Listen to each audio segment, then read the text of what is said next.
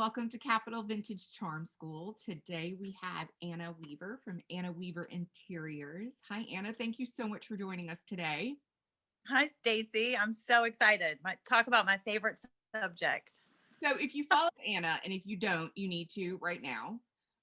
She has the most amazing collection of Art Deco Chinese rugs. Did I say that right? Is that how it's actually said, Anna? It is. It is. That's how I say it. And it is the most gorgeous collection you have ever seen. I absolutely love it. I think that you were probably most known for this collection. And I am so excited that you were joining us today to talk to us about it and share some of your knowledge on the topic. So thank you, Anna. Oh, I'm excited. So Anna, I don't know anything about these. Can you give me a little bit of background on what they really are? Like, I'm assuming they're Art Deco rugs because they were made during the Art Deco period. Yes. They were made during the Art Deco period.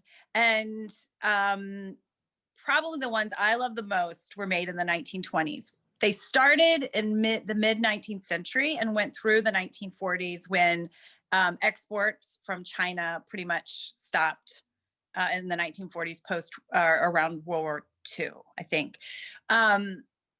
So the ones that I love the most were made in the 1920s, and they basically replaced the rugs that were coming out of China previous to the 1920s, which were much more muted colors. So before then, it was the ivories, reds, blues that were coming out of China. But eventually what happened was you had the Western designers reach out to China to employ their cheap labor. And so you had the Western design influence over to China. So that kind of pushed the boundaries of the Chinese rugs. So what you see in Art Deco influences in France, Germany, well, mostly France, actually. And I'll get to that. That's another little note. But they sort of push the rug manufacturers of China to think more boldly. So what replaced the ivories and the reds and the blues were these explosion of color. So you have a lot more fuchsia and really saturated canary yellow and emerald green and purples, and as a base to the designs, the motifs that are on the rug. So that's kind of how you can spot immediately that it's from the 1920s, 1930s. Are those really saturated, is I think the key word, colors in the rugs. Oh, very cool. You know, I always think, and this is something that I think is so interesting when you really get into a collection or you really start studying something, is how much history had an impact on this. So you said, you know, I mean, the wars just influenced so many design decisions that were made. And like you said, with trading and all of that, it's so fascinating when you really start learning. Yes, for sure. And I think, you know, the big reason I love these rugs so much, because when you think of Art Deco in the 1930s, I almost think boxy, right? Yeah. Like modern, industrial, sort of clean lines. But the Art Deco Chinese rugs are the complete opposite of that. They're very floral, and there's fauna and more Asian. There's always kind of an Asian influence to them. But what's interesting is the boxy, what I call boxy Art Deco, modern Art Deco, was mainly in the cooler countries. So like Germany and England and the US. Whereas in France, it was much more influenced by Japanese, it's called Japanism, but like the Asian influence. So the Art Deco Chinese rugs really draw from the French Art Deco, which is a lot more, it's prettier, it's lighter. Does that make sense? Yes. So that's awesome. And the most rare, and I've never found one, they did occasionally do kind of a more graphic Art Deco Chinese rug, but you can't find them. I've never found one. Plus I love the floral ones so much. What sort of images should we be on the lookout for? Are there, should we be So out for certain design patterns to indicate an age, or how does that work? so it's interesting. Yes. So in the 1920s, and I feel like I should talk in like, I'm gonna take you to one. Yes, thank you. Let me see if I can flip it around. Oh, there we go. All right, so here's one. So so basically you can see that they're very symmetrical, right? The designs are symmetrical, and that they're kind of placed in a symmetrical pattern, but they're always over on top of a very saturated color, is the base, right? So they're layered on top, Okay. the design. And typically there's always an Asian kind of influence. So this looks much like a lotus flower. Right. So that's how you know they're from like the 1920s. When they go into the 1930s, hold on, let me take you around. So the 1930s, a later rug, and is this, and this is like, is where there is no border, and it's a simple floral pattern on top of, it's a simple floral pattern in the corners mostly. This is a small rug, but you'll still get, you know, a little bit of an Asian influence. Yeah. The other thing, and here's another one. But you can see again, these are super unusual colors. They're very bold. Right. They're not your ivories, blues, or yeah, blues and reds. But another indicator that it's an old rug. So Chinese rugs are still made today, and they're still made with, again, kind of an Asian motif. This looks like an Asian jar. Right. But a big difference is not only are the colors, but also that the patterns aren't cut out. Does that make sense? So you'll see some newer Chinese rugs where this pattern is almost like, it's like a deep cut. Does that make sense? So it's sewn, so it's kind of lifted. It's like, yes, I know exactly. I don't know. Do you know what I mean? Yeah, they're like puffier. I don't know how to say that. Yes. Okay. Yes. But this lays flat. That is cool. So and it is that it's, yeah, go ahead. are they handmade? They are handmade. Okay. They are handmade. But they was kind of the beginning of manufacturing. And you know, I do think that, you know, these are old. They're from the 1920s, so they've been worn away. So like this pile is good, but you know, I do have one, and I think it's a later one that it is a wee bit carved out, but not like the ones from the 1980s. But that did start in the 1940s.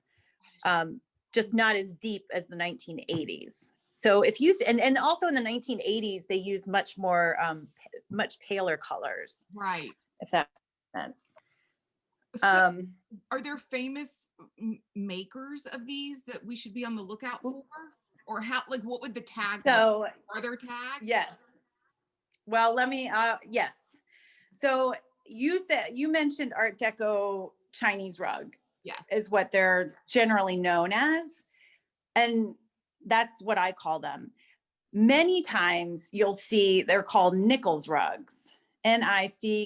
Okay. And that's because he is probably the most well-known manufacturer of the rugs back in the day. But it's almost doing a disservice to the other manufacturers, because there were hundreds. Yeah. And three of the most well-known, one of which was Nichols. There was an American woman who actually was the earliest known importer or manufacturer, which I think is super fascinating. So the two of them were the big importers of the rugs, but Nichols is the one who's remembered. Isn't that wild? So basically you can't, I've never seen a tag. Okay. I've never seen them. They're really rare. Okay. I think Nichols actually stamped on, I'm going to turn you over again. Nichols actually stamped, you know, on the edge here, Okay. made by Nichols, a stamp, but between cleanings, they're never there anymore. And then there were tags. So I do have tags on some of them. But they have numbers on them. And I've always wanted to research what that means. Yeah. Can you see the number? Yes, that is so cool. But Nichols and the American Woman, I think she was Fette, Fret or something with an F. They had tags with their names on them, but they also they were torn, you know, they were missing. Sure. Many rugs don't have them anymore, but I do have several that have those tags with the numbers on them. And I don't know what that exactly means, but again, there were hundreds of manufacturers making them. The most famous is Nichols and the American Woman. What are It's they? terrible. I think it's fat. What are they most commonly made of? Wool. Wool. They're all wool, and they're dyed. And you can actually, I will say, you can tell you can date them and know who the manufacturer was by the knot. But I have not. That is so above my pay grade, Stacy. I have not even. I'm like, I know what I love. No, I don't need to do a knot study. Ton about this. I'm so impressed. So, what do you think is like when do you know you've gotten a bargain? Like, what do you think is a very fair price for like a 5x7?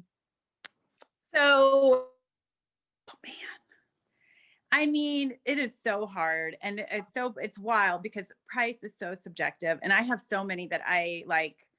I mean, it has to be like $100 and I'll take it. I would say, honestly, I mean, a fair price for a 5x7 would be like $200 or $300. But if you go on to the sites, they're over 1,000. Yeah. And it also depends on the quality of the pile, you know, how worn away it is. I have one upstairs in my bedroom I got for free, but it is just in such poor shape. But I don't care. You can still see the pretty motif on it. Like, I don't even care. I like them sometimes when they're almost worn away and you can see the underweave of it, or I don't know what it is. Yes. It's so pretty when they're like that. I think so too. I think it adds a lot of patina to a room. I do too. Here. And the other thing you really do, I love to compare it to the wall, the chinoiserie wallpaper, you know, the hand painted wallpaper. They look so similar. But right now, Chinese rugs are cheaper than getting wallpaper. Do you know what I mean? Yeah. So I get my chinoiserie on the floor. Smart, Anna. And afford the wallpaper. And it's the same effect. That is so smart. What? I don't know. No, I think that's so smart. So I would assume they come in all sizes. I mean, you showed us some small ones. So they do. I will say it's hard to find certain sizes. They do come in all sizes. Runners, 8x10s, really hard to find. Huh. 9x12s, so many. So many. But right now, I don't think they're super popular with everyone. I still think it's I don't even know what the other rugs are called. You know, like the ones from the Islamic world. Yeah. What are those? Henry you know what I'm talking about? That's one of the schools that I want to do. I need somebody to tell me the different styles of rugs. I don't know them. Know them half as well as I feel like I should. I know. So I feel like those are popular right now. The Islamic, I'll call them from the Islamic world. The Art Deco Chinese rugs are not super popular right now. So it's not hard. It's not super hard to find people who want to offload them. So I've heard you say this, and I've heard several other people say this. The 80s are coming back. Do you think? Yes. I'm serious. A lot of people think this, and I think that we're starting to seeing it creep into designs. I mean, if you open up any magazine, I think you're starting to slowly see it come in. do you think that this will bring back this style and maybe it'll become a little bit more popular? Because it kind of gives I like you do. I really do. And I do think that they scream maximalism, Yeah. just their bold colors. But I've always laughed that because of the ones that I was telling you about that are like cut out and they're muted colors that combined with their bold color, like that, just seeing these kind of like, oh my God, that looks like the Chinese rug I grew up with in the 1980s because of the pattern. But the colors are so bold that I think that it's going to come up with maximalism. Yeah. But I don't know. Again, not many people know about them. I was going to say, I hope for your sake and the rest of us who love them, they don't. People aren't. I hope for my sake, I'm like, honey, I have to have this rug. I mean, this is an investment. Don't worry. We're going to be rich off my rugs. So I'm just on my Instagram page to make it so I can retire off my rugs.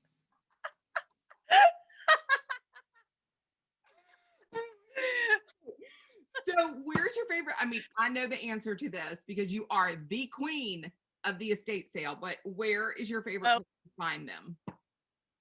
Well, there are a lot of different places. I have, to be honest with you, I have got, well, no, I think it's pretty much straight up the middle. I've found some at estate sales, half of them at estate sales, and the other half at, on Facebook Marketplace and Craigslist. And for Craigslist and Facebook Marketplace, I actually don't put in Art Deco Chinese rug. I'll just put in Chinese rug and keep it more broad because I think people know it's Art Deco, but they know it's Chinese. Smart. So that's given me a lot of good ones. And then I've spotted them again. I got a beautiful 9x12. Oops. I got a beautiful 9x12 for $100. I mean, it was underneath rugs. And the estate sale, they didn't even include it in one of their pictures. It was like off in a corner, but they're so noticeable. It's really easy to spot because they're so bright and they have a particular floral kind of motif that it's really easy. Once you start training your eye, you'll start seeing them in the corner. And I will actually see them on Facebook Marketplace where they're advertising in something else, selling something else. And I'll ask if for sale. That is so cool. I know. Did you grow up with them? Where did you discover them? My mom, yes, did not grow up with them.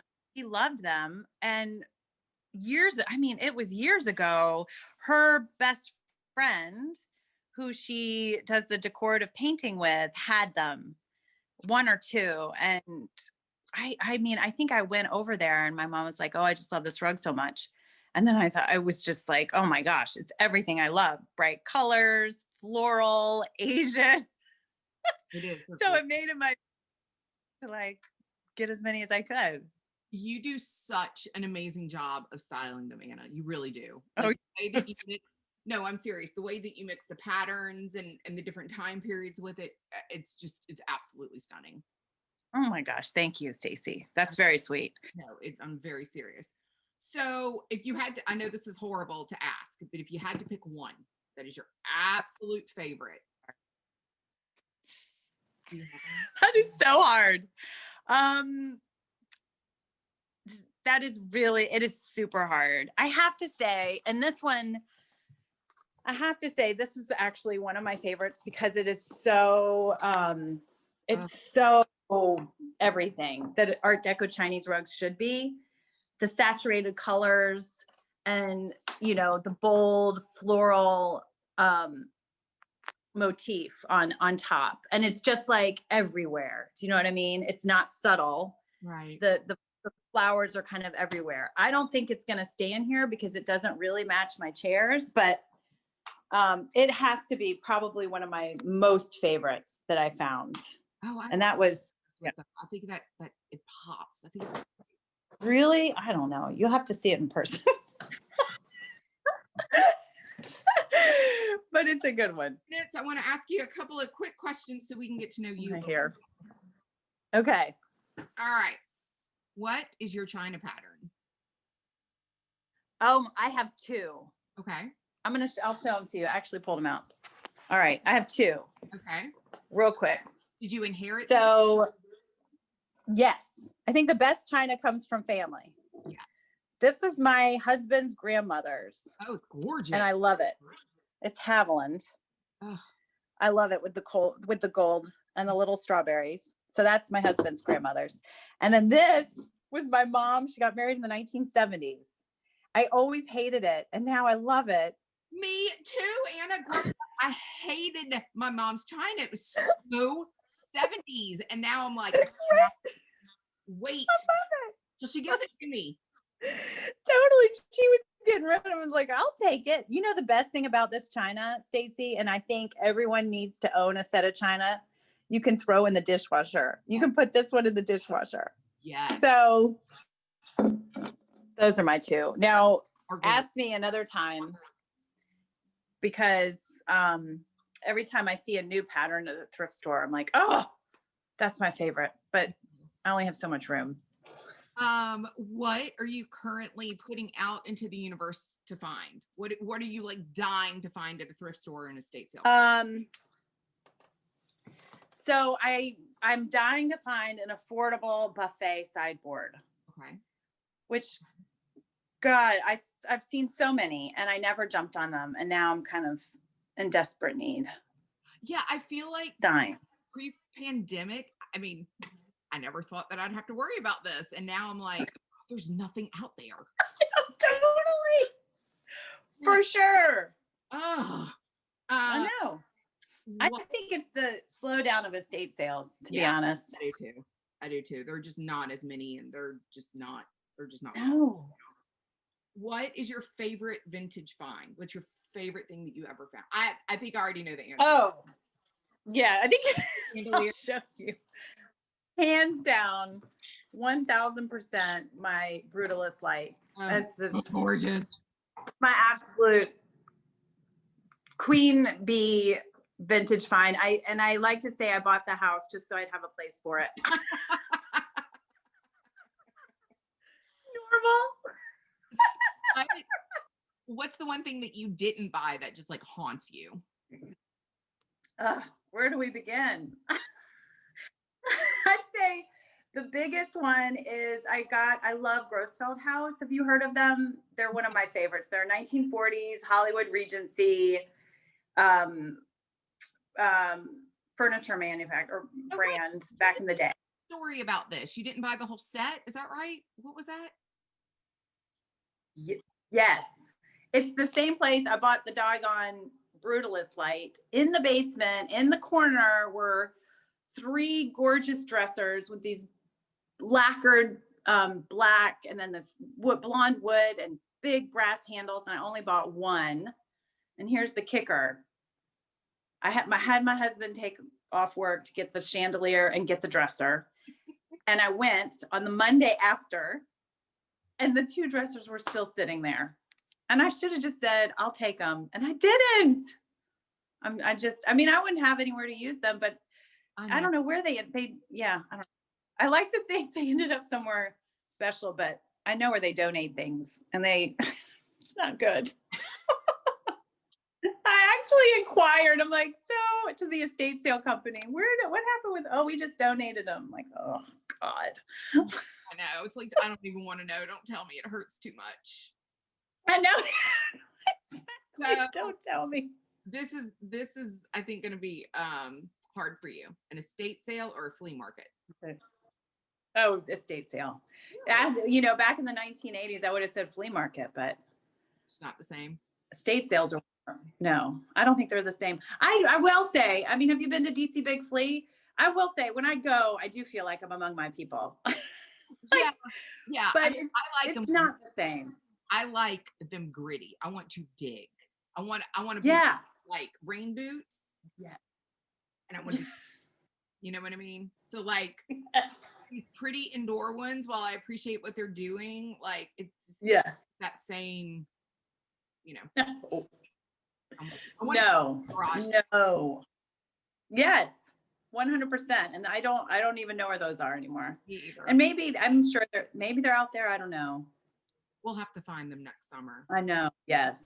The one in Atlanta, not to get off topic, but Scott's, it's all designers. Yes. It's all like high-end design. I went once and I was horrified. It's like, what? Yeah, like I'm with you, Anna. Like seriously, maybe this will be our we're finally free trip.